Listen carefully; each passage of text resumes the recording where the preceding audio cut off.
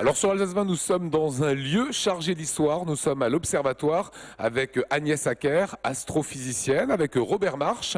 Qu'est-ce qu'on peut dire de vous? Que vous êtes un passionné d'astronomie, amateur, Robert? Amateur, certainement, oui. Oui. Et grand spécialiste de la coupole ici. Voilà, ça d'accord aussi. J'ai l'impression d'être dans un décor à la Jules Verne. Et c'est un peu ça. Quand on entre ici, on entre ailleurs. On est dans un logement inhabituel, où le toit tourne, où on sait parfaitement où est le pôle Nord, le pôle Sud.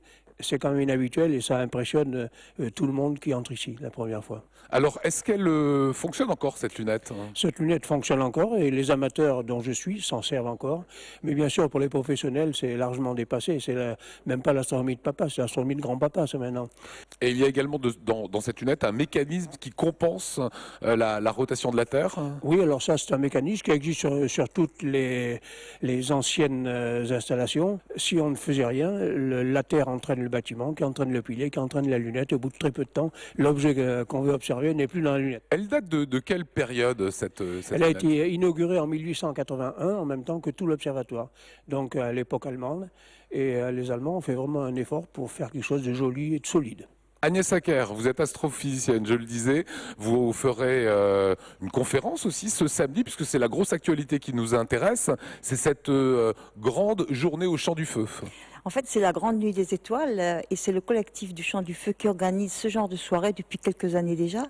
Mais je dirais que cette année, ça aura certainement un éclat tout particulier parce qu'il y a en fait 6 associations qui se réunissent autour du Champ du Feu, qui est certainement, au point de vue français, le site le plus pur pour l'observation des astronomes amateurs. Le site le plus pur, ici chez Oui, vous en Alsace. parce qu'on avait fait une espèce d'enquête au moment de l'année mondiale de l'astronomie et il a été clairement montré que pour les amateurs, c'est ici, donc en Alsace, là-haut, que c'est le meilleur ciel. Qu'est-ce qu'on verra après-demain, samedi au Champ du Feu? Alors là, on verra, bon, il faut qu'il fasse beau, bien sûr. Alors déjà, il commence à montrer le soleil dans l'après-midi. Et puis quand le soir tombera, eh bien, on regardera, mais il tombe assez tard, évidemment, le soir.